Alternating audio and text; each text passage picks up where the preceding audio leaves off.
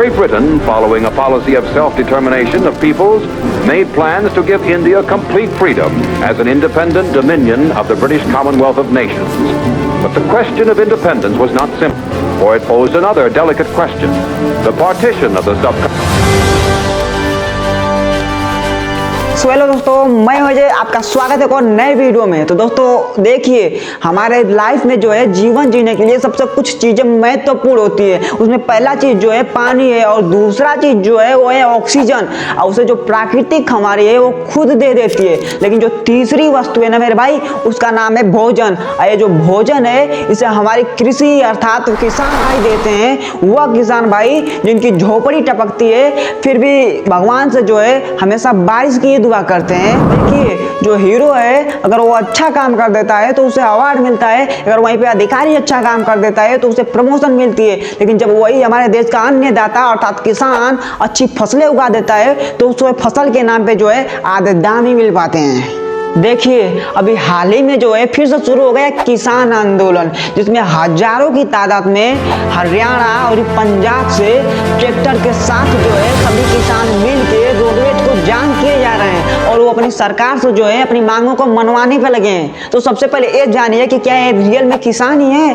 तो देखिए, जो किसान वहाँ पे जो है आंदोलन कर रहे हैं वो सभी लोग ट्रैक्टर के साथ पहुंचे हैं, और जो हमारे भारत में है सिर्फ 4.6% लोगों के पास ही, मतलब किसानों के पास ट्रैक्टर मौजूद है, और बकिया सभी के पास बिना ट्रैक्टर वाले हैं, और वहाँ पे सभी ट्रैक्टर वाले पहुंचे हैं। तो आप इसी से अनुमान लगा सकते हैं मेरे भाई कि वहाँ पे जो है उसमें सबसे ज्यादा व्यापारी गए हैं और मंडी वाले गए हैं या साहूकार गए हैं, लेकिन उसमें किसान कम है। तो चलिए आगे और कुछ उनकी जो मांगे हैं उनको जानते हैं कि आखिर में उनकी मांगे क्या है सरकार से। देखिए, जो किसान आंदोलन की सबसे पहली मांग है, वह पहली मांग यह है कि जो किसानों का कर्जा है उसे माफ कर दिया जाए। तो मेरे भाई इस बात पे जो है सरकार से मेरी एक ही गुजारिश है कि जिस प्रकार से जब इलेक्शन का टाइम आता है सरकार की, तो कभी कभी बिजली लोन माफ करवा देती है, तो कभी कभी गैस सिलेंडर को माफ करवाती है, तो कभी लैपटॉप बंटवाती है, तो कभी जो टैबलेट बंटवाती है, और कभी कभी तो जो बैंक के करोड़ों मतलब हजारों करोड़ों के जो मतलब लोन होते हैं उसको भी माफ करवा देती है। तो क्या आज हमारी जो सरकार है एक बार किसानों का कर्जा नहीं माफ कर सकती है? और मैं उन किसानों की बात कर रहा हूं जो पूरे देश के जीडीपी की रीढ़ की हड्डी माने जाते हैं। और किसान आंदोलन की जो है दूसरी मांग यह है कि जो किसान भाई हैं या खेतिहर मजदूर हैं उन्हें हर महीने जो है 10,000 तक पेंशन दे दिया जाए। तो मेरे भाई इस पर मेरा यही मानना है कि अगर किसानों को जो है उनके अनाजों का अच्छा रेट मिल जाए ना, तो किसानों को कोई जो है अधिकारियों की तरह पेंशन लेने की जरूरत ही नहीं है। और से बहुत सारे जो है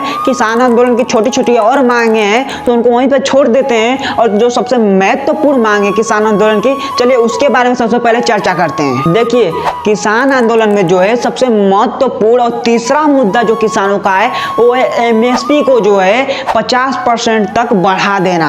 और सबसे पहले जान लेते हैं एमएसपी क्या है। तो एमएसपी हम उसे कहते हैं जिस प्रकार से जो हमारी सरकार है ना वो हर एक चीज वस्तु का जो है निर्धारित मूल्य कर देती है, और उसी तरह जो फसल है हमारे किसानों की उसका भी एक निर्धारित मूल्य होता है कि आपका इतना रुपया केजी गेहूं है तो उतना रुपया केजी आप बेच सकते हैं सरकार को। तो उस निर्धारित किए गए मूल्य को ही हम लोग एमएसपी कहते हैं मेरे भाई। अब देखिए, अगर रियल में ये जो किसान है ये निचली प्रजाति के होते हैं तो ये कभी एमएसपी का जो है रेट बढ़वाने की मांग ही नहीं करते हैं, क्योंकि मेरे भाई उनका जो अनाज है वो अपना अनाज को एमएसपी तक पहुंचा ही नहीं पाते, तो वो भला एमएसपी का रेट क्यों बढ़वाएंगे? क्योंकि जो पूरे भारत में है सिर्फ 6% ऐसे किसान हैं जो एमएसपी को अपना अनाज बेच पाते हैं, वरना जो 94% बकिया है वो सभी व्यापारी हैं या साहूकार हैं या बनिया हैं या मंडी वाले हैं जो अपना अनाज जो है एमएसपी को बेचते हैं। और ये बात जो है मैं खुद नहीं बता रहा है, बल्कि सरकार द्वारा लाई गई एक नीति थी जिसका नाम था NSSO, उसने खुद अपनी रिपोर्ट में बताया है। वरना मेरे भाई आप जितने भी वीडियो देख रहे हैं ना उसमें कुछ ही ऐसे गिने चुने किसान होंगे जो अपना अनाज को जो है एमएसपी को मतलब बेच पाते होंगे, वरना सभी अपने अनाज को बनिया को बेचते हो, नहीं तो व्यापारी को बेचते हो, नहीं तो साहूकार को बेच देते हो, नहीं तो मंडी वाले को बेच देते हो, लेकिन एमएसपी तक मतलब जो है अपने अनाज को पहुंचा ही नहीं पाते हो। इस बात पे जो है हमारी सरकार को विचार करने की बजाय उसने NSSO को ही हटवा दिया, ताकि ना भारत के किसानों के हालात का पता चल सके, ना भारत में बढ़ती हुई बेरोजगारी का पता चल सके। तो अब आप कहोगे कि किसान भाई जो है वो अपना अनाज एमएसपी को बेचना चाहिए ना, वो क्यों ले जाके व्यापारियों को बेचते हैं। तो मेरे भाई किसान को कोई पागल कुत्ता नहीं काटा है कि वो अपना अनाज को जो कम रेट में व्यापारियों को बेचें। वो भी कहीं चाहते हैं कि अपने अनाज को एमएसपी को बेचें, लेकिन जब छोटी स्तर के या निचली प्रजाति के लोग जाते हैं एमएसपी तक और अपना अनाज को बेचने की मांग करते हैं, तो जो वहाँ पे एफसीआई के अधिकारी बैठे होते हैं, मतलब जो गोदामों के अधिकारी होते हैं, वो लोग उनके अनाज को लेने से मना कर देते हैं और कहते हैं वहाँ पे कि आपके जो अनाज हैं वो अच्छे नहीं हैं, नहीं तो कहते हैं कि बोरियां खाली नहीं है, नहीं तो कहते हैं कि गोदाम भर चुका है। तो इसलिए जो वहाँ का किसान होता है ना, वो लौट के चला जाता है वहाँ से और लाचार होकर ले जाके मंडी में बेचता है, नहीं तो व्यापारियों के पास बेच देता है, लेकिन वो अपना अनाज एमएसपी को बेच ही नहीं पाता है। और यही हाल जो है हमारे देश में, बल्कि 94% किसान को साथ हो रहा है, मतलब 94%, 6% ही ऐसे किसान जो है वो अपने अनाज को एमएसपी को बेच पाते हैं। तो भला किसान आंदोलन में जो है एक मांग क्यों किसान करेंगे कि एमएसपी के रेट को बढ़ाइए, क्योंकि वो तो अपना अनाज को जो एमएसपी को बेच ही नहीं पाते, तो क्यों इसकी मांग करेंगे। अरे मेरे भाई, जो किसान भाई हैं उनकी दशा कुछ इस प्रकार हो गई है कि जब एमएसपी पे जो है गेहूं 25 रुपया का रेट चलता है, तो ये लोग व्यापारी जो होते हैं इनसे 15 रुपया का ही रेट लेते हैं, इससे ज़्यादा नहीं लेते हैं। और जब ये 15 रुपया रेट केजी लेते हैं गेहूं, उसके बाद वो ले जाके एमएसपी में 20 रुपया केजी बेच देते हैं। और जो वहाँ का एफसीआई का जो है अधिकारी, उसको कहीं 5 रुपया उसको 1 केजी में फायदा होता है, तो कहीं एक तरफ व्यापारी को 5 रुपया फायदा होता है। और मैं एक रियलिटी बताता हूँ कि बेचारा किसान को भी 10 रुपया नहीं फायदा हो पाता होगा 1 केजी पे, और ये दो लोग मिलके 1 केजी पे 10 रुपया तक फायदा कमा लेते हैं। और उसके बाद जो एफसीआई का अधिकारी होता है वो चढ़ा देता है कि जो सारा अनाज हमने लिया है वो किसान भाइयों से ले रखा है। तो आप खुद बताइए कि यहाँ पे किसानों की गलती है या एफसीआई गोदाम में बैठे अधिकारियों की गलती है। देखो, जो किसान होता है ना, जब आलू का समय आता है तो आलू बो देता है, उसके बाद जब आलू खनने का टाइम आता है तो उस समय जो आलू का रेट होता है वो करीब 25 रुपया पसेरी चलता है, नहीं तो 30 रुपया पसेरी चलता है। तो किसान जो होते हैं वो अपने आलू को गोदाम तक रख देते हैं, क्योंकि वो सोचते हैं कि जब रेट बढ़ जाएगा तब अपने आलू को एक अच्छे रेट में बेच देंगे। लेकिन इतने हालात बेहतर हो जाते हैं कभी कभी आलू के, कि जितने आलू के रेट नहीं बढ़ पाते हैं उससे ज़्यादा कहीं उसके आलू के बोरियों के दाम बढ़ जाते हैं। और जो किसान बेचारा होता है मजबूर और लाचार होके अपने आलू के बोरियों को गोदाम में ही छोड़ के चला आता है। और ये जो बड़े बड़े गोदाम वाले होते हैं ना, ये बड़ी बड़ी कंपनियों को प्राइवेट बेच देते हैं आलू के बोरियों, वो भी एक अच्छे रेट में बेच देते हैं। और ये जो कंपनी वाले होते हैं करीब एक आलू के 2-2 चिप्स के पैकेट बना देते हैं और हर जगह पार्सल करके दे देते हैं। और जब जो किसान बेचारा होता है कभी कभी चिप्स खरीदने जाता है तो उसके जब चिप्स खरीदता है तो उसके 10 रुपये ले लिए जाते हैं। तो सोचो उस किसान पे क्या गुजरेगी जब उसे यह बात पता चलेगी कि उसके वही आलू हैं जिसे वह गोदाम में छोड़ाया, आज उसी से एक आलू के करीब 10 रुपये ले लिए जा रहे हैं। आपको पता होगा 2021 में जो है हरियाणा में मक्का का रेट जो था 6 रुपया केजी चल रहा था, जबकि एमएसपी का जो रेट था वो था 18.5 रुपया केजी।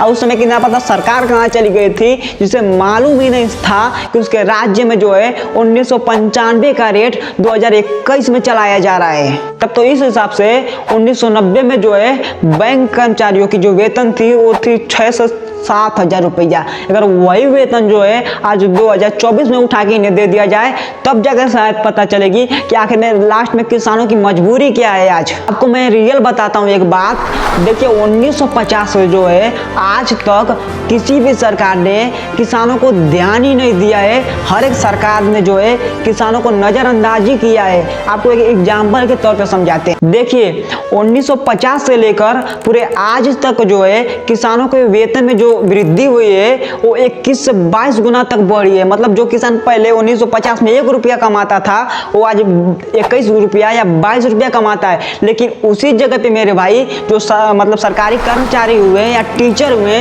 उनके 1950 में जो 1 रुपया थे आज वही बढ़ के 200 रुपया हो गए। मतलब 200 गुना की वृद्धि हुई है। किसानों की 21 से 22 गुना की वृद्धि हुई है तो अधिकारियों की 200 गुना वृद्धि हुई। और इसीलिए जो है आप सुनते हो ना कभी कभी कि किसान सुसाइड क्यों करता है, तो यही यही मेन मुद्दा है मेरे भाई। जिस हिसाब से जो है सरकार महंगाई बढ़ाती गई, उसी हिसाब से जो किसान भाई हैं उनके वेतन नहीं बढ़ पाए और उनके अनाजों के अच्छे रेट नहीं लग पाए, इसीलिए आज भी जो है किसान सुसाइड करते हुए मिलते हैं आपको। आजकल मतलब हमारे वही भारत में हमारे ही किसानों को बहुत से आम लोग कह रहे हैं कि किसान अब देशद्रोही होने लगा है, गद्दार होने लगा है, और हम मतलब उन्हें अपना अन्नदाता क्यों कहें, क्योंकि वो लोग पैसा लेकर हमें अनाज दे रहे हैं। तो मेरे भाई आप मेरी एक बात सुन लो, देखो जितने भी आजकल जो सरकारी मास्टर हैं ना, मास्टर या अधिकारी लोग हैं, उनका जितने भी वेतन मिल रही है ना, उसको 200 गुना से काट पीट कर 21 गुना पे ला दीजिए। और 21 गुना पे लाने के बाद शायद आपको पता चलेगा कि जो वेतन उनका 90,000 1 लाख मिलता था ना, वो कहीं 9 से 10,000 पे चला आएगा। और उस सिचुएशन में आके उन अधिकारियों को आप जाके कहिए कि तुम लोग बहुत उछल रहे हो और तुमको जितना ही पैसा मिल रहा है उतना ही उछलते जा रहे हो और देशद्रोही बनाना शुरू कर दीजिए। तब जाके पता चलेगा उन लोग को भी कि जले पे नमक छिड़कना किसे कहते हैं। और आप लोग तो उन किसानों को कलंक लगा रहे हो जो कोरोना के समय जब देश की GDP -23.9 पे चली गई थी, तो उन किसान भाइयों ने ही हमारे पूरे देश को बचाया था। और जो आप बहुत भाई लोग कह रहे हो ना कि किसान आखिर करते हैं क्या है, वो तो हम भी लोग बहुत कुछ करते हैं। तो अगर वाकई में जो किसान भाई हैं किसानी छोड़ देना, तब जाके यही अनाज जो है 20-25 रुपया केजी नहीं खरीद पा रहे हो, यही अनाज दूसरे देश से 400 रुपया केजी, 500 रुपया केजी खरीदोगे और सिचुएशन आने पे 4,000-5,000 तक पहुंच जाओगे, तब जाके आपको आपकी औकात भी पता चल जाएगी और किसानों की अहमियत भी आपको पता चलेगी। देखिए अगर हमारी सरकार जो है रियल में किसान भाइयों की भलाई चाहती है, तो सबसे पहले जो है जो जितने भी भारत में अनाज उगाए जा रहे हैं उनके एक मिनिमम प्राइस फिक्स कर दे। देखिए जैसे ये नोटबुक है ना, नोटबुक, इस पे एक MRP लिखा है, इसका जो MRP है मान लीजिए 30 रुपया लिखा है, तो मतलब मैक्सिमम प्राइस हो गया। मैक्सिमम प्राइस 30 रुपया है, तो उससे अगर कोई 1 रुपया भी एक्स्ट्रा ले लेगा ना, तो हम तुरंत उस पर कार्रवाई कर सकते हैं। ऐसा मतलब सरकार का एक नियम है। उसी प्रकार से हम चाहते हैं कि जो हमारी सरकार है किसानों की मतलब फसलों के ऊपर एक मिनिमम प्राइस फिक्स कर दे। मिनिमम प्राइस का हुआ जिस प्रकार से MRP में कोई 1 रुपया अधिक नहीं ले सकता है मेरे भाई, उसी तरह का मिनिमम प्राइस होता है, उसमें कोई 1 रुपया कम नहीं ले सकता। मतलब जब गेहूं का मिनिमम प्राइस जो है 25 रुपया केजी रहेगा, तो उससे कोई भी हो सके 1 रुपया कम नहीं ले सकता। चाहे व्यापारी आ जाए, चाहे मंडी वाला आ जाए, चाहे साहूकार आ जाए, चाहे बनिया आ जाए, कोई भी अगर 1 रुपया कम ले लेता है तो उस पर तुरंत कोई कार्रवाई कर दी जाए। देखिए मैं एक क्यों कह रहा कि अगर मिनिमम प्राइस फिक्स हो जाती है तो किसानों को ही फायदा होता, क्योंकि जो बीच में बैठे मतलब FCI के अधिकारी हो गए या व्यापारी या मंडी या साहूकार कोई भी हो गया, उन्हें उनका कमीशन मिलना बंद हो जाता और जो भी होता वो किसानों को ही मिलता। तो उससे ये हो जाता कि किसानों को उनके हक का हिस्सा मिल जाता। और इसके बाद जो है हमारी सरकार एक ऐप्स भी लॉन्च कर देती, मतलब किसानों के लिए, ताकि वो जान सके कि मिनिमम प्राइस जो है किसी भी फसल का इस समय फिलहाल में कितना चल रहा है, ताकि उसके बाद उससे कोई 1 रुपया कम लेने का कोशिश करे तो उस पर कोई भी कार्रवाई की जा सके। क्योंकि अगर किसान नहीं जान सकता है तो उसके अगल बगल के वो किसी से भी पूछ सकती है कि इस समय इस फसल का कितना रेट मतलब है मिनिमम का, तो उसके बाद वो इस हिसाब से हमारे किसान लोग भाई लोग बेच सकते हैं कहीं भी। तो चलिए दोस्तों, आज के वीडियो में मैं इतना ही करने वाला था। और जो आंदोलन चल रहा है इसके ऊपर मैं यही कहता हूँ कि इसमें ज़्यादा से ज़्यादा व्यापारी लोग ही हैं, क्योंकि किसान कभी MSP को बढ़ाने की मांग नहीं कर सकता मेरे भाई, क्योंकि उसका ना जो MSP तक जाता ही नहीं, तो वो भला MSP को क्यों बढ़ाने की मांग करेगा। और कुछ उनकी भी जो मांग है वो सही है, जैसे कर्जा माफ़ करने की मांग कर रहे हैं, और जो 2021 में जो है जितने लोग मरे थे किसान आंदोलन में उनको मुनाफा की भी मांग की है, तो वो भी सही है एक हिसाब से। लेकिन MSP को बढ़ाने का मांग किए हैं, तो उससे यही पता चलता है कि ज़्यादा व्यापारी लोग हैं, लेकिन कम से कम वो आंदोलन तो कर रहे हैं। इससे तो पता चल रहा है कि किसान की क्या दशा हो रही है। और इस हिसाब से हमारी जो सरकार है उनके मांगों को जो पूरा करेगी एक सोच विचार के पूरा करना चाहिए, नहीं कि जो भी मांग रहे हैं वो दे दिया जाए। उससे हमारे किसान भाई को और नुकसान भी हो सकता है कहीं कहीं पे, इसलिए उन्हें सोच विचार के एक अच्छा डिसीजन लेना चाहिए। तो चलिए दोस्तों, तब तक के लिए जय हिंद, जय भारत।